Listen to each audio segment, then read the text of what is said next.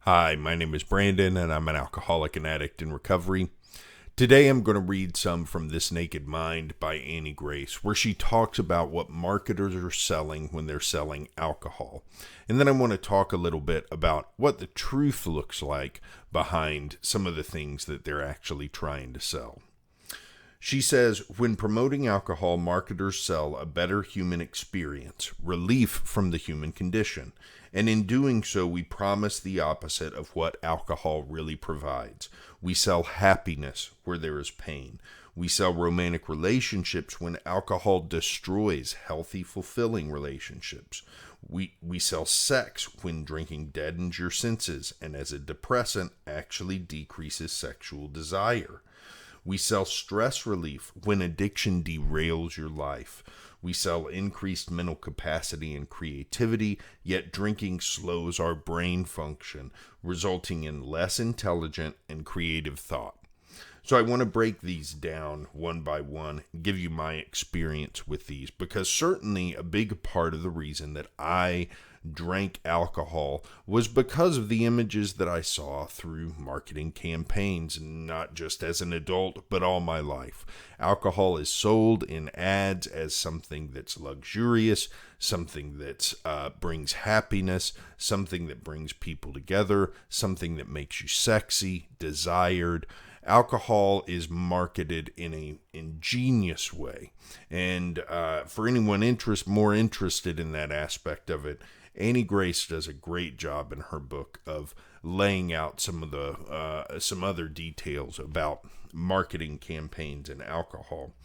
And so the first thing she says is we sell happiness. We promise the opposite of what alcohol really provides.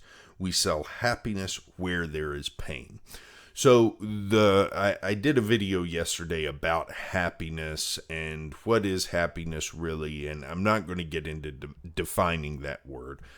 For the sake of today's video, let's just talk about happiness where there's pain. So a lot of us might look back on our drinking days, or if you're currently a drinker, you might say, well, I do feel happy when I'm drinking.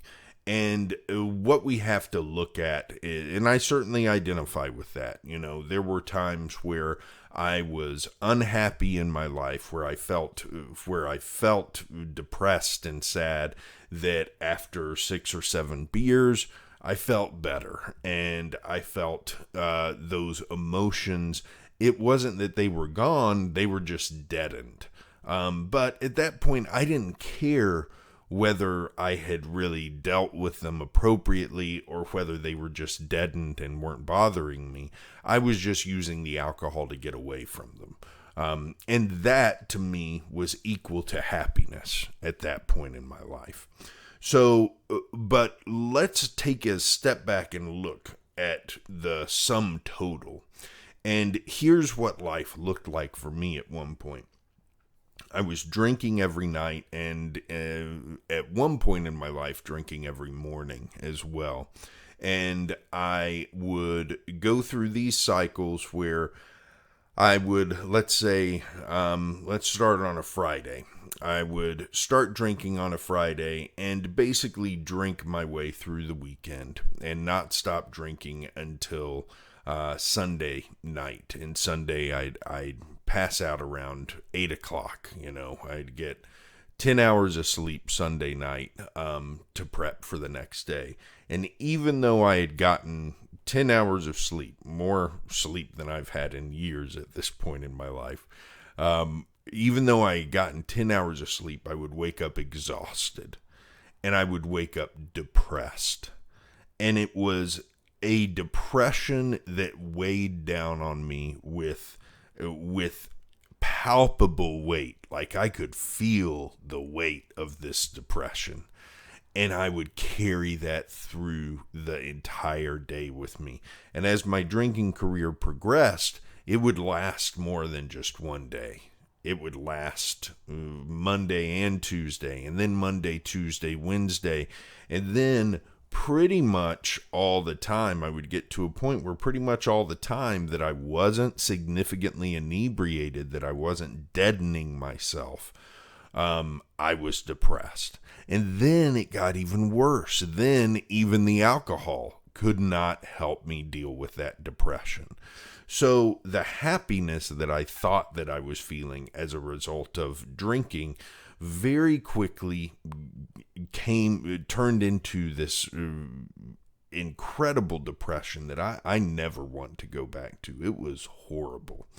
So happiness, while you may experience happy moments while drinking, because certainly there were times that I drank that I was having a great time. There's no denying that at all. But over time, my experience as an alcoholic was that the happiness was far outweighed by the pain that alcohol brought me. People who don't have problems with alcohol, people who don't have a substance use disorder, and who don't have issues with drinking alcohol, don't experience that same kind of phenomenon. They don't experience a significant amount of pain in their life due to their drinking. They have good times while they're drinking, and then they can leave it. And so as someone who is unable to do that, I recognize now that any happiness that was brought to me was far outweighed by the depression, the pain that came as a result of that use. The next thing she says is, we sell romantic relationships when alcohol destroys healthy, fulfilling relationships. And I'm very thankful that I'm still with my wife, who we've been together for close to 20 years now. And she's been with me through the cycles of multiple addictions, and has stuck with me through to my recovery. And I feel very fortunate with that, because our relationship has been impacted by alcohol. And I'll just give one example of how what should have been a romantic situation, and a glitzy situation, was kind of ruined by alcohol. There was one night where we had this fancy date planned, where we were going downtown, eating at a nice restaurant, going to a concert, and I had gotten really drunk the night before. I woke up drinking that morning. By the time that we checked into the hotel, I was feeling sick. And the only way I could think of to stop feeling sick was to start drinking again. By the time we got to dinner, I didn't feel much like eating dinner. But I did keep on drinking. And then we got to this concert, and I couldn't really make it more than halfway through the concert before I was ready to go. Not necessarily because I felt bad, but just because by that point I wanted to keep on drinking, and there wasn't beer available at the concert. Now, that's a situation that should have been romantic, glitzy, all the things that they sell in alcohol commercials, and it was the opposite of that, because of several different aspects of my addiction at that point. So that's just a small example of how the more romantic and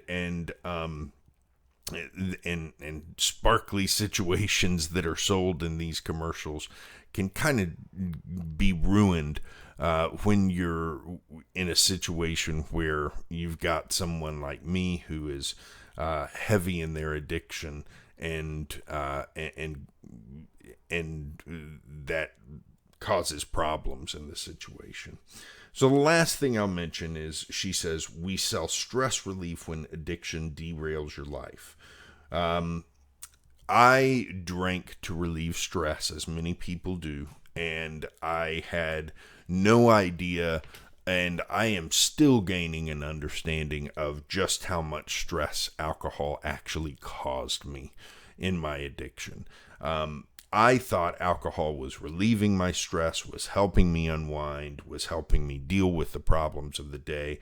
I had no idea that through years and years of abuse, it was building up this reserve of stress that that I am still I'm still unwinding this ball of stress within me and learning how to just go with the flow and just enjoy life, because I was so used to not being like that. Alcohol, again, did not do anything to relieve my stress. It deadened that stress. But it didn't do anything to relieve that stress. And I think of it these days as, if stress is an open wound on my arm, then alcohol was just some Novocaine that made it not hurt that much. But I kept poking it. I just kept poking it. And so once the alcohol wore off, it hurt even more. It was even more bothersome. So I put more alcohol on there, and it deadened it again. And then I could keep poking at it.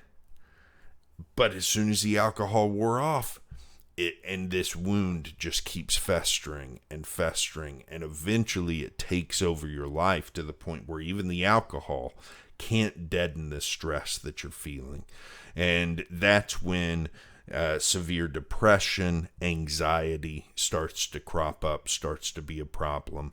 And you have to go to, in my case, I was looking at other drugs like Xanax for help with those things, which most people who have been through addictions will tell you, mixing Xanax and alcohol, not necessarily the greatest thing.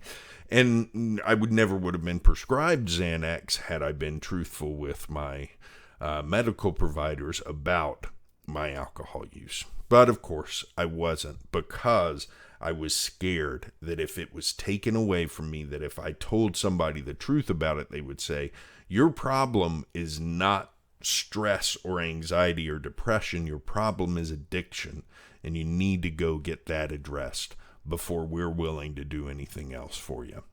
So that's it for today. I wanted to talk some. This paragraph in particular really spoke to me, because I do think that the marketing behind alcohol is genius. It's the way that they are able to turn a potentially horrible substance into something that people desire and want and find, and create voids in people's existence that only alcohol can fill.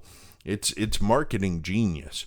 And it's marketing genius that I fell for. But when I look back at my life, I can see very clearly that the proof is there that my life was completely the opposite of the life that I saw in those commercials on television. And that's why I know I have to abstain from alcohol the rest of my life in order to find the true peace and serenity that I have in recovery. That's it for today. Hope you have a good one, and I'll be back tomorrow with more.